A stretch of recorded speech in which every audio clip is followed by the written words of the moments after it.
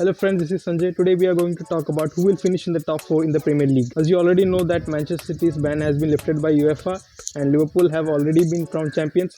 So these two slots have already fixed. So two slots are remaining. Three teams are competing for the two slots: Manchester United, Chelsea and Leicester City. And we will talk about each team individually and we will pick two teams who will finish in the top 4 according to the current form and the current fixtures that they are remaining to play. First, we will talk about Manchester United. Manchester United have been a different team altogether since the lockdown. They have been the best team in the Premier League considering their form. Bruno Fernandes has been a catalyst for them. Mason Greenwood, Anthony Martial, Rashford, everybody has been playing well and all have been scoring goals for fun. The remaining fixtures that they have, it's against Crystal Palace, West Ham and Leicester City.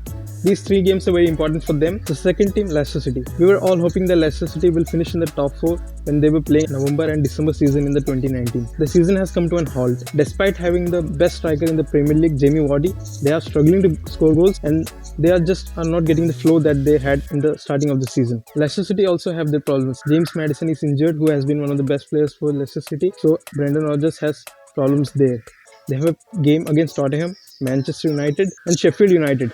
So all three games are very difficult. So it will be very extremely difficult for them to win all three games. The third team, Chelsea. The season for Chelsea has been very inconsistent. They are one step forward, then they take two steps backward. The defense has been the weak point for them. Despite Pulisic playing very well and all the midfield players providing, the defense has been very problematic for Chelsea and that's the main concern.